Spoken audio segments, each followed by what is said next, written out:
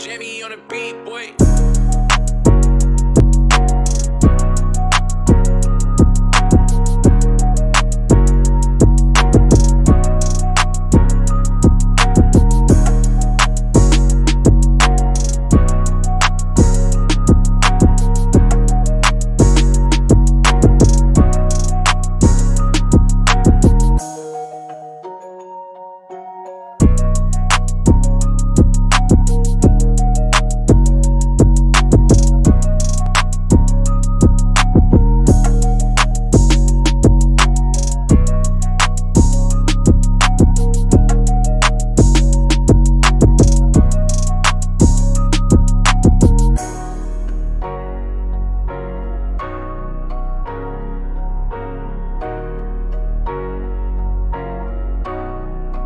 Jimmy on the beat, boy.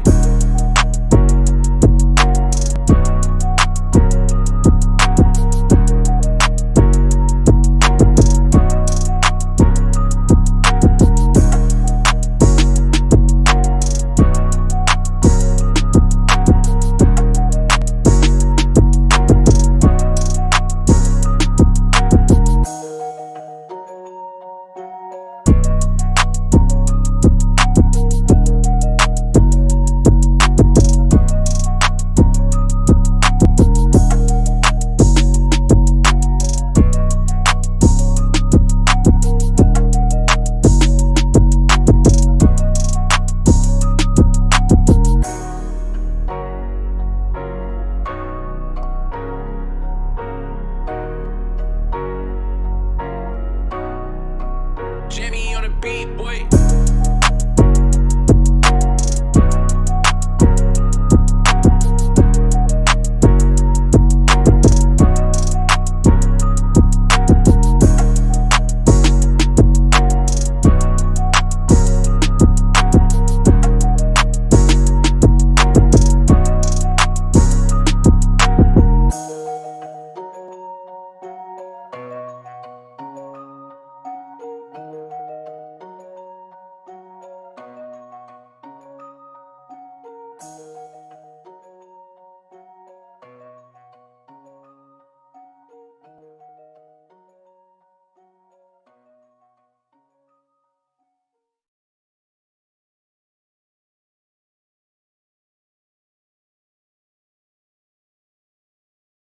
Going on, everybody? Welcome to Double Coverage, the official NFL podcast of the Gin Sports Network. My name's John J. II. I'm here with Musa Basal. Musa, how we doing today, man? Pretty good, enjoying this warmth after our freezing last week while we were all in hibernation, taking the week off, freezing to death over here. Negative 24 feels like, so enjoying the 40s, 50s for the next week. Yeah, crazy Michigan weather. I mean, we live out here in the mitten, for those of you guys that don't know, and we experience wild weather fluctuations. Doesn't matter if it's December, doesn't matter if it's in July. It really doesn't matter. You really don't know what you're going to get week after week. So we have, like Musa just said, frigid temperatures this past week. Had a winter storm blow through and take over right over the Lake Michigan there and blow east towards us, and now is well past the East Coast, and now we're going to get a warm front that's going to give us mid-50s as highs, which is kind of crazy towards going into the new year. That's Michigan weather for you. Next Tuesday, a high of 60, and then the very next day, it's going to be 30 degrees.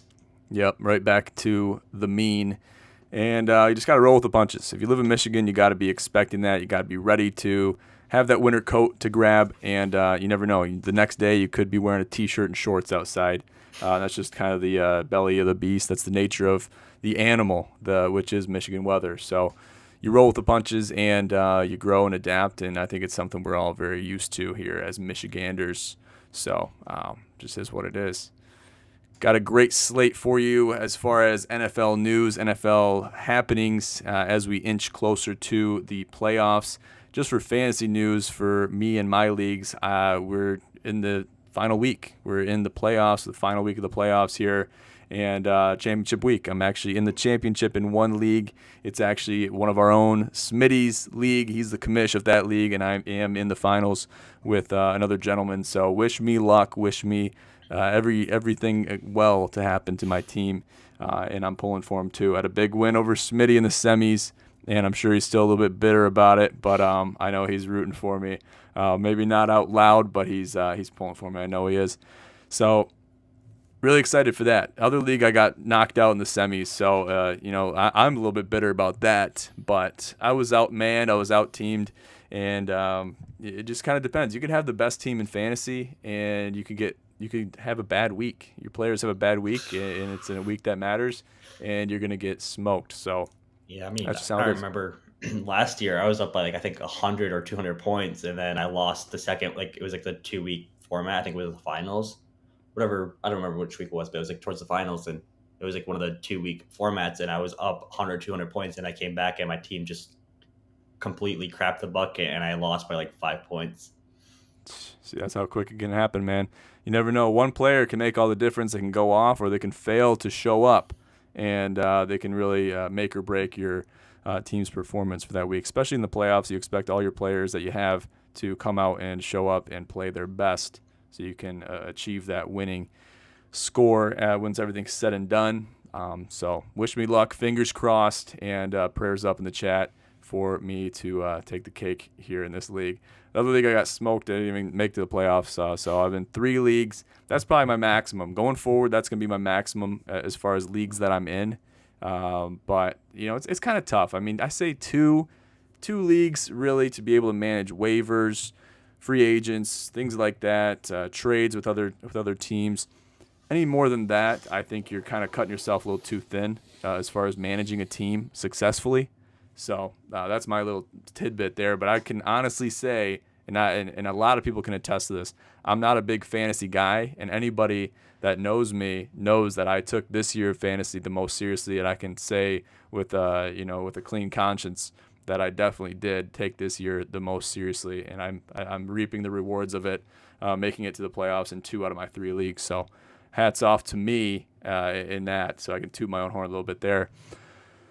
But let's get into it. Let's get into the breaking news. Let's talk about what's happening. Derek Carr, this was across headlines all over the place throughout this week, starting last, I think, Tuesday, Wednesday. This was breaking.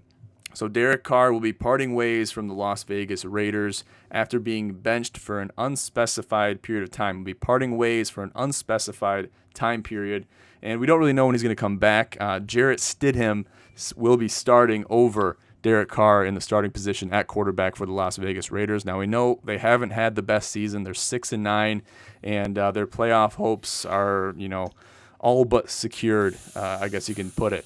But I guess, Musa, let me ask you this. How does Derek Carr parting ways, one, being benched, first of all, but 2, being parting ways with the Raiders and the entire franchise, clearing his head, how does this affect the entire dynamic in Las Vegas? I mean, being benched is one thing, but having to step away, it's a bad look for him. It really is. People get benched, and you can see them come back and play and actually make a comeback. But the fact that he has to step away from the team because probably be a distraction, he's not going to be good for the team. It's just not a good look. It shows his true character, and if he ends up parting ways permanently with his team, it's going to make it that much harder for him to find another team that's going to want to take him on with that character showing, the true character showing, to say the least. Yeah, I think it's kind of crazy because, one, I've never heard of a player doing this, and I didn't even know it was an option for a player to do this and really kind of part ways, say, I'm benched. And whether or not that's the true reason why he parted ways, that's a different story. But I always knew Derek Carr just through interviews and press conferences as the guy that's really the knitting. He keeps the team dynamic together, at least tries to keep that team dynamic together as much as possible when the going gets tough and you're not winning games, you're losing the close games, and you're going through personnel changes and whatnot. He was always that binder that kept the team together, that kept everyone's spirits high, or at least did his best to do that. So now I think, I don't know if it's because he's not the man anymore under center or not, but it's just not a good look for him integrity-wise. It's just something I didn't expect to see out of someone like Derek Carr with such a good attitude that we've seen, even when times are terrible. We've seen him really rise to the occasion, at least have the attitude that should be, or at least you would think it would be, contagious amongst everyone else, not only, the players on the Las Vegas team, but coaches, fans, things of that nature. And to see this is kind of a step in the wrong direction, in my opinion. Yeah, I mean, we don't know the real reason why, but people are going to speculate, and it's not a good look, to say the least. 100%. It's not a good look. The Raiders, 6-9, will face the 49ers. And Mr. Relevant this weekend, the 49ers are 11-4, and they're just trucking along. And fun fact, too, Musa told me this pre-stream, the 49ers get the number 1 ranking in the power rankings going into this week in the NFL, the entire NFL. So pretty impressive stuff there. I think that had to do with the Eagles' loss to the Cowboys, perhaps, and then the shaky performances that we've seen out of the Bills and other teams that are lead contenders here for that top ranking spot. So I guess any more words on that, on the power rankings? Yeah, I mean, the NFL power rankings, I mean, I think it takes a look at kind of the whole season, but more focused on what's to look ahead. And I mean, the 49ers have been solid. Yeah, you saw the Eagles loss recently, and the Bills being shaky in the recent weeks. So I think it's justified for them to jump them. I think it's a bit of a surprise, but I see where they made that decision and why they made that decision, and they're a scary team. They're a scary team to face, and they're looking to do some damage, more damage than they did last year, obviously without Jimmy G. He's still possibly going to return in the postseason, but looking how Mr. Irrelevant and Brock Purdy is playing right now, I don't see Jimmy G really coming back unless something happens to Brock Purdy. I mean, why would they replace him? If he's trucking along doing this well, it's a similar but different dynamic compared to Dak Prescott and Cooper Rush, I would say. As far as who has the lead spot, regardless of injuries, regardless of who's playing or not, I think that quarterback spot is more or less up in the air. I'd give Jimmy G maybe the little bit of the edge just as far as seniority is concerned, but I guess I can't see Mr. Relevant being replaced by Jimmy G with him playing how he is. Yeah, I mean, also, like, with the 49ers, they were looking to move on from Jimmy G in the next few years, drafting Trey Lance, if I'm not mistaken. Yeah, Trey Lance, too, Yeah, and he got injured. I feel like, to be honest, it's most comparable to, like, Tom Brady's situation when he took over, and they didn't really look back after that. So I don't think Jimmy G will come back this year, and I think he's probably going to be traded this offseason. Yeah, especially if he's questionable. I can see them parting ways. Maybe not parting ways because of the injury, but at least riding out the rest of the season, given what they have, given the chemistry dynamic that they've seen the success with Brock Purdy being under center and really meshing with that offense in the 49ers. So you take him away from that and put Jimmy G back in, you risk throwing that off again just because Jimmy G's taken some time off with the injury, obviously not under his own will. But to see this happen, at least with the playoffs looming, and they're coming up very soon, they'll be here before we know it, you're going to want to play and you're going to want to use what works and what works. So that'll be an interesting dynamic to see going forward. Matthew Stafford has been a very popular topic here on the DCP, and we've talked about him frequently. Musa's got the number 9, Los Angeles Raiders jersey on, or Los Angeles Rams, Angeles Raiders, LA Raiders. Back in the '80s, they keep flip flopping. They keep going switching states on me. But the LA Rams, what is in store for the LA Rams? Obviously, we all know Baker Mayfield, previously Cleveland's clown, is under center for the Rams. We know that. We've seen success with Baker in LA. What is the story with Matthew Stafford? Does he have any good years of football left being quarterback at the highest level in the highest league in the nation? Or is he all washed up? Is this injury going to do him in? What is the future for Matthew Stafford? So, yeah, for some context, we're talking about the potential retirement of Matthew Stafford, but he was on the show with Kelly Stafford. She has her own podcast, and he is not retiring. He said that himself. But it's interesting. For him to stay with the Rams, he's going to want an offensive line. And, I mean, their line has been rough. So I mean, I don't see a lot of rumors going around of him being traded, but he could potentially be traded. I mean, they got what they needed out of him. They got the Super Bowl. So no matter what you look at it, that trade was a success on the Rams' part, but it was also a very good success on the Lions' part if you see how the Lions are playing. So there's potential to see Stafford come back to the Rams. There's potential to see him traded. I wouldn't put it past the Rams trading him away with the way Baker's been playing because, I mean, we know Baker's a decent quarterback. And he's had his years, he's had his down years, and right now he's playing really good on this Rams team. So under Sean McVay, we really don't know. So it's an interesting situation, and I don't think people are talking about it enough. But I think he could potentially be traded this offseason. One of another quarterbacks that might be on the trade block.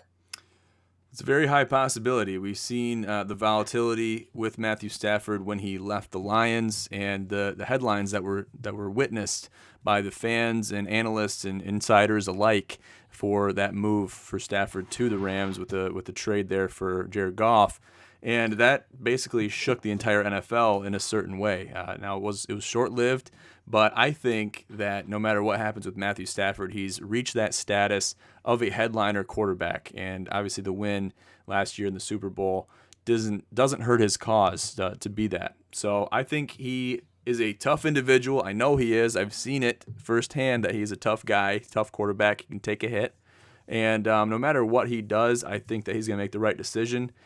And even if he does, let's play this card. Say he does walk away from the game of football. I think that he can hold his head high, knowing that he achieved the highest, ranking in the NFL, to get awarded the highest trophy possible, playing in the NFL. So whatever he does, I think he's going to be a commodity as far as a quarterback. I don't see him really wanting or needing to be a backup. I guess here's a question for you. Say he comes back next year, says, hey, I want to stay with the Rams. Baker Mayfield, say he finishes out the season. Say they make a playoff run. I don't know. Maybe they'll make it to the playoffs. I don't think they really have a chance to at this point. But say they make a run, they win out, do whatever they have to do, have a good ending of the season with Baker. Next year, Stafford comes back to the Rams. Is he back in the number one spot in the starting position at quarterback, or do they keep Baker Mayfield? Or is that a question that is yet to be determined?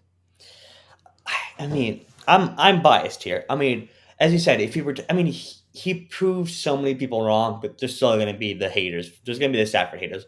Oh, he only did it because of the Rams, because of this, because of Cooper Kupp, whatnot. That's a little just nonsense. Everyone has that. I mean, he did what everyone dreams of. He won a Super Bowl. He is an MVP. He's a Hall of Famer in my eyes. I think he's a Hall of Famer in a lot of people's eyes. There's always going to be those doubters, but I think if he does come back to the Rams, I think he does get that spot. I mean, it's Baker Mayfield playing under a genius head coach. And we know Baker can have his good season. We know Baker can have his bad seasons. We don't know with Baker. So, I mean, I think you know what Stafford can do. You've seen how tough he is. You've seen how well he's played. There's a reason they sent over 2 first rounds and whatever, so many picks for him. There's a reason. He was good all his years. This was like the one past year where he wasn't all as good, but they're coming off a Super Bowl win.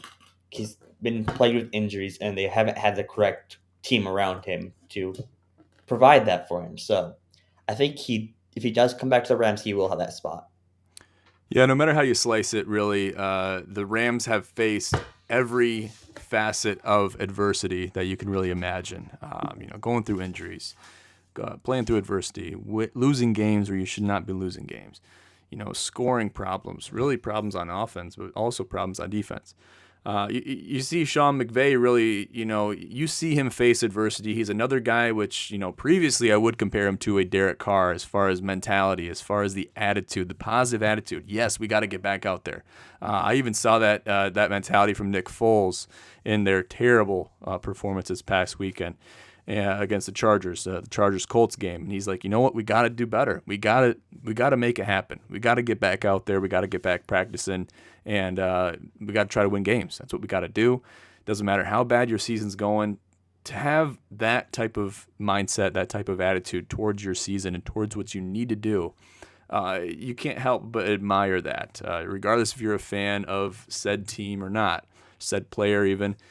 you got to admire the mindset, the mentality going into that, knowing the adversity that they faced throughout the season, whether it was just that game or it's a culmination of games based on events that happened throughout that season, whatever.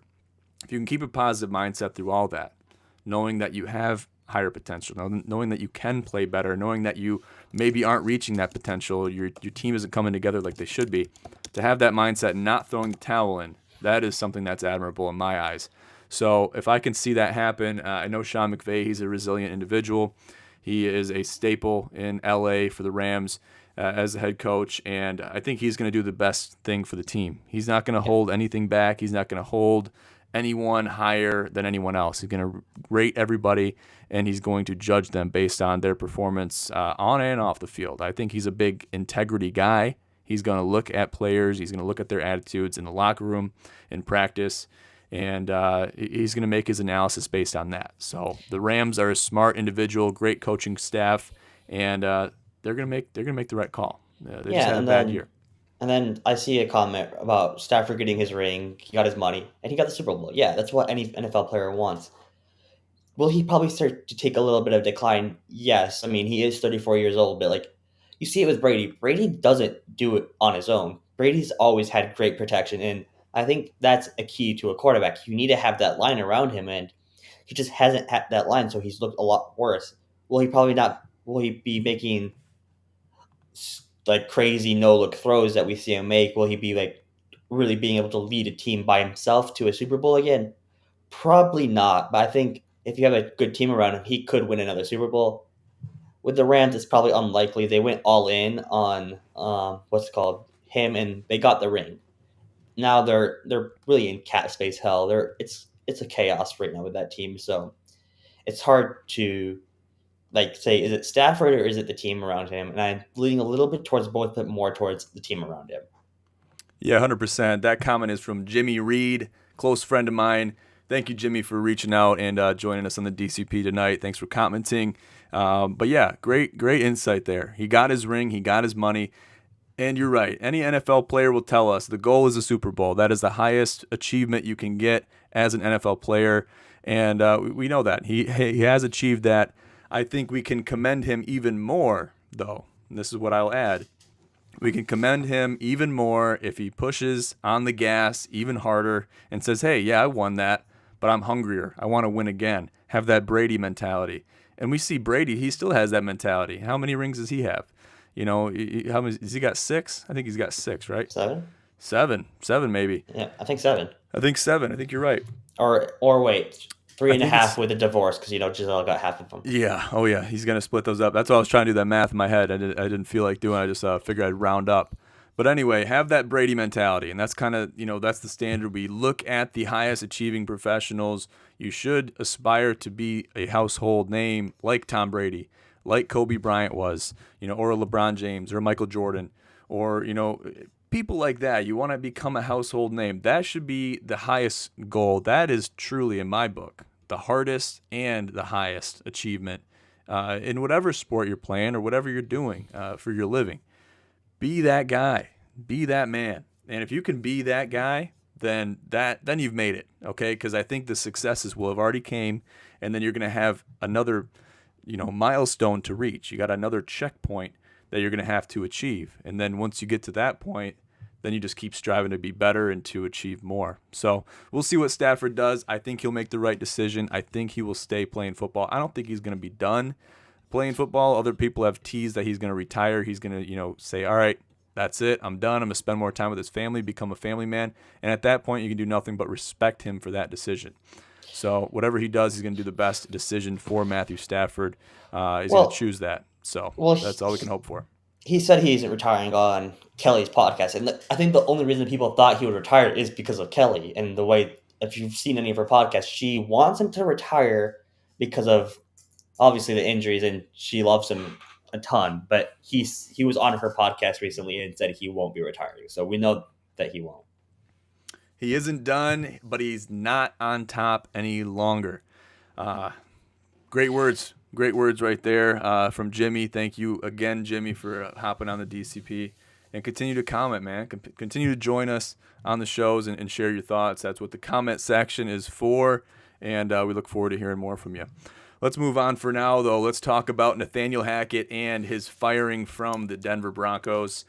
I think this is a long time coming. We've talked about this for weeks on the DCP. Musa and I have brainstormed and said this is the best option for the growth of the Denver Broncos. Now, we said that, it happens on the field. The players determine the end goal, which is to win the game, right? And that's what we think, and that's what we thought going into it. And I think that's very true. There's a lot of truth to that. The players have to control the pieces on the field, and they have to do the action that requires scoring points, stopping the offensive team on defense from them scoring points, and you know how football works, or at least I'd hope. But a significant amount of the blame will inevitably go on the coaching staff, in this case Nathaniel Hackett and the head coaching job. And we know that he's very underexperienced. We know that he probably shouldn't even be in there in the first place, shouldn't have been there. And he joins a list of, it's not that long of a list. It's a short list of coaches that didn't even make it through one season as the head coach. Urban Meyer is the most recent one to join that list, and now Nathaniel Hackett is the most recent. But I guess let me ask you this, Musa. Who can replace Nathaniel Hackett to bring them to a state where they can be a good team again? Now, you know who mine is. I guess, what do they need to do with the coaching staff, and how does this affect the future of the Denver Broncos? Honestly, I have no idea. I do like your idea of Sean Payton. That's potentially a good one, but I don't keep track of the coaching market. I guess one person that jumped to my mind is if Harbaugh wanted to come to the NFL, he could potentially replace Hackett. I don't see that happening with all the success he's having at Michigan right now. I think he's going to probably stay a little longer, and I hope he does. As a Michigan fan, it's a rough situation. It's really a giant unknown. I think it's been long overdue that they fired him. I think we maybe should have fired him a little sooner. That way they could have gotten one of their coaches right now as a head coach and seeing how he does. But it's happened. They did it this late, and I'm just hopeful for this team. Honestly, you get a good coach on this team, one that can support Russ, they may go places. Russ might not be the answer. I mean, speaking of people not being on top anymore, I think with Stafford, behind that Denver offensive line, that Detroit offensive line would be one of the probably top 5 QBs again in the NFL. Just having a line around him, having receivers around him. So, as a Stafford and Lions fan, I would wish to see him on the Lions again, but I would also love to see him on the Denver Broncos. I support the Broncos, have some friends that play for that team, offensive linemen, and I think they would do a great job protecting Stafford. Reunite with his former teammate Graham Glasgow from the Lions. So it would be an interesting shouts out team. Graham. Shouts out Graham Glasgow. Yeah, it would be huge. I mean, there's a lot of opportunities. There's nowhere for this team to go but up. I think in a large sense of the word, they've reached rock bottom. Just mentality-wise. Whether or not you're looking at the record or not that they've had and the expectations that they had going into this season, you really can't get much worse historically. If you're a Denver Broncos guy, if you follow the Denver Broncos at all, you're going to expect better, I guess, going forward. And that's all you can expect. Yes, I said Sean Payton, previous head coach of the New Orleans Saints. I think he'd be a great fit there in Denver. He's got a great coaching mindset. He has a great track record. And I think he'd do a great job. He could come in. But you look at a guy even like Urban Meyer that came in, he got fired. I think Nathaniel Hackett was set up with a lot better of a slate as far as what he was able to work with. His tool shed was more stocked than Urban Meyer's was. But even with Urban Meyer, I'll just make that comparison real quick. You got a new coach. You got a new quarterback in Trevor Lawrence. You got a lot of high expectations going into the season. And, with limited resources, with limited people that you can put in different places, limited depth, you're going to be your hands are going to be tied in a certain amount of such situations. So you're going to be limited on what you can do when the going gets tough. And if you make more mistakes, then that's going to be even more difficult to go forward there. We got a comment here.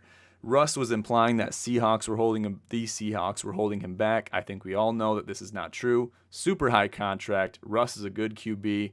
maybe be a playoff contender within the next couple of years, but looks like a dumpster fire right now. Yeah, I couldn't agree more to that. Yeah.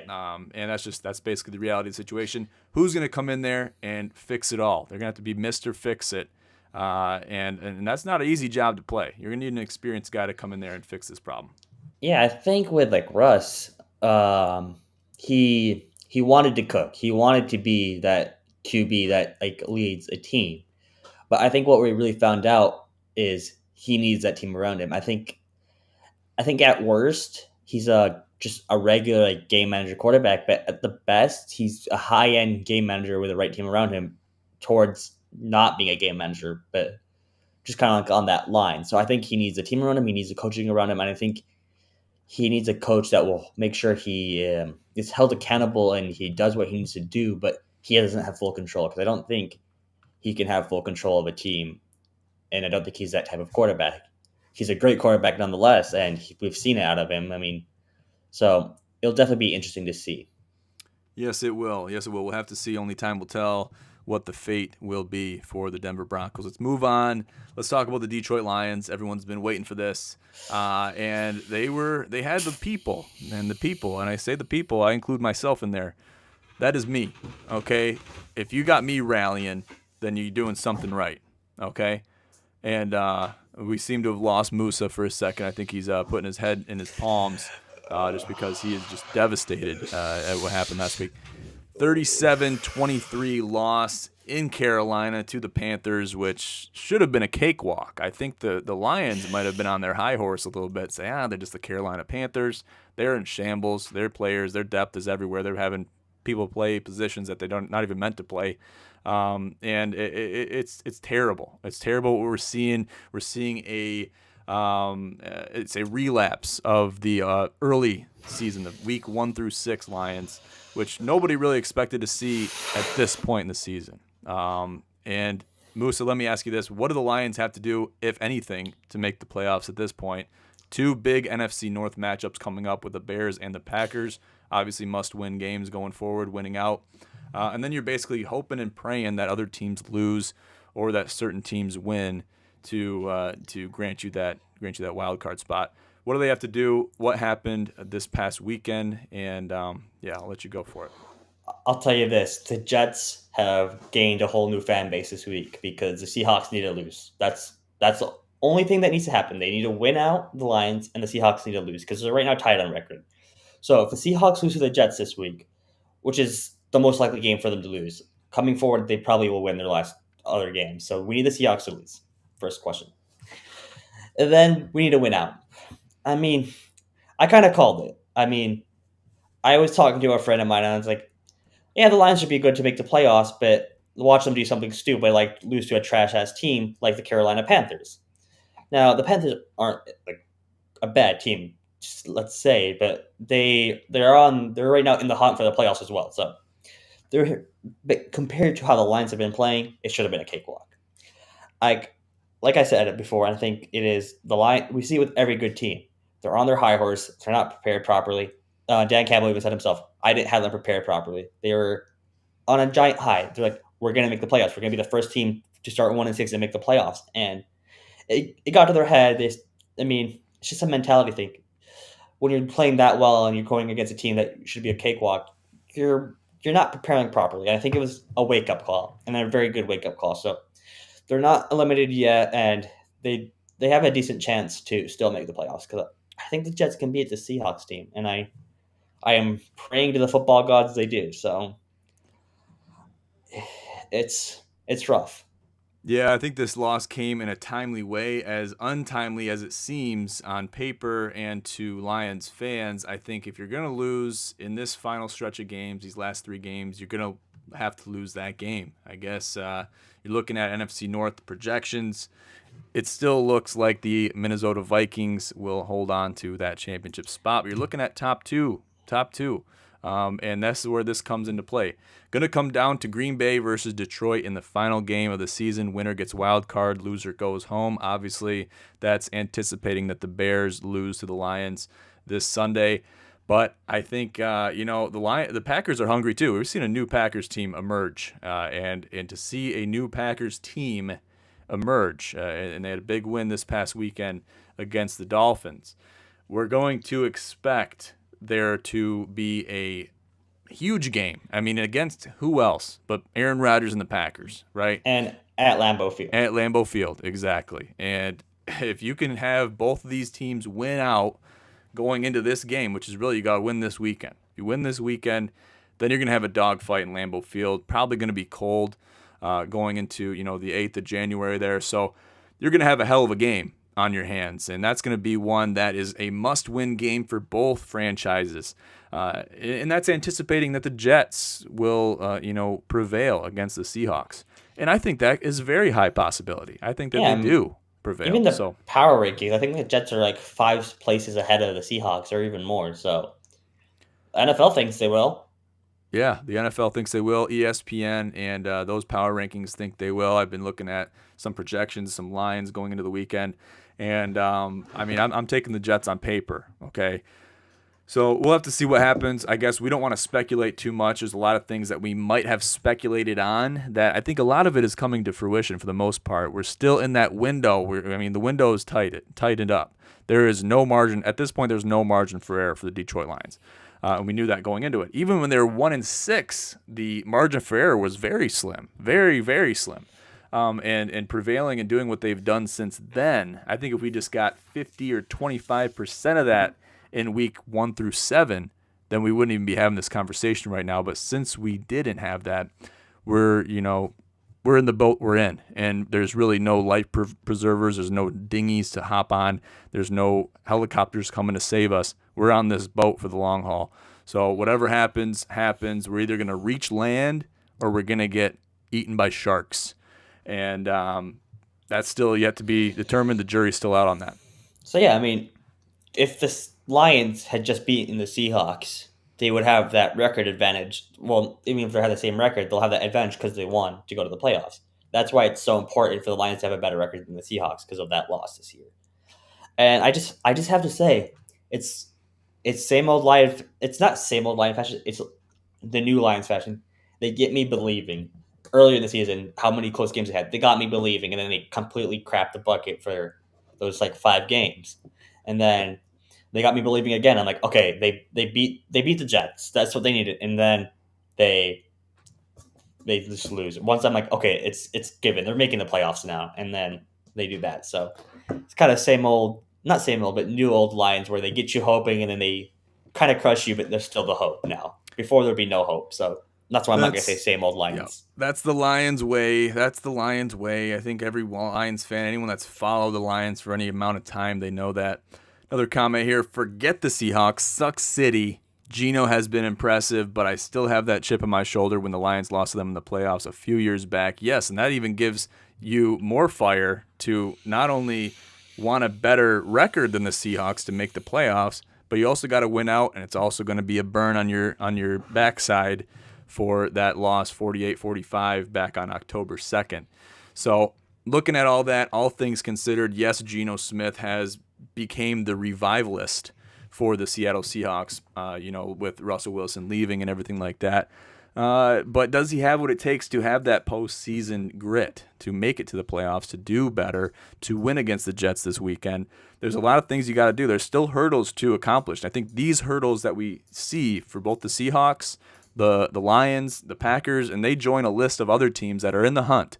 Okay, they're not out. They're not down. They might be down, but they're not out.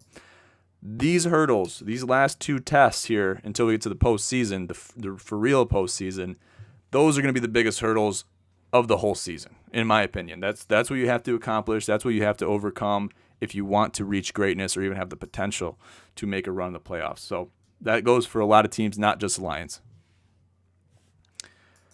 Looking forward, we have the Bears this weekend for the Lions and then the Packers on January 8th, as previously mentioned. So we're going to be following this very closely here on the DCP. We're looking forward to the playoffs. We're looking forward to projections. And we are a Michigan-based podcast. We're going to be following the Lions. And if they're going to give us hope, then we're definitely going to cover them. And hopefully they win this weekend so they give us something to talk about going into the 8th of January. But we're pulling for them. I'm pulling for them. Should be able to beat the Bears at home, I guess. Any projections for this weekend? I mean, it's the last home game of the year. I mean, I was trying to get tickets to this game, and it's damn near impossible. I wasn't spending, I think, $400 for upper row tickets that are like the worst tickets possible. So they're gonna have their crowd behind them, and they should handle business pretty easily. Hopefully, I mean, after that loss, Dan Campbell will have them ready. Yeah, I think so too. It was a wake-up call against Carolina in that loss. And we're pulling for the boys in blue. All right, that brings us to the end of the podcast. Ladies and gentlemen, thank you so much for joining us. Musa, got any final words for the people? No, enjoy the weather while it lasts, and Happy New Year. Happy New Year to everybody out there from the Gin family. That comes from everybody here at GSN. Thank you so much for joining us and being with us in 2022. We're looking forward to bringing you a bunch of new stuff in 2023, so stay with us and stay on the boat for the journey going into 2023 and beyond. We're looking forward to it. But yeah, follow us on Instagram at Gin Promotions and at Gin Sports Network. Follow us on Twitter at Gin Pros. Follow us on our personal Twitter accounts that will be in the bottom of the podcast in its description. And we look forward to hearing from you. Make sure to find all of our information, all of our content on our website, ginsportsnetwork.com, for all of our podcasts, articles, and IG posts, and everything else too. Cool, good deal. Well, thank you so much for joining us tonight on the Double Coverage Podcast presented by GSN, and we look forward to seeing you guys next time. Happy New Year, and God bless.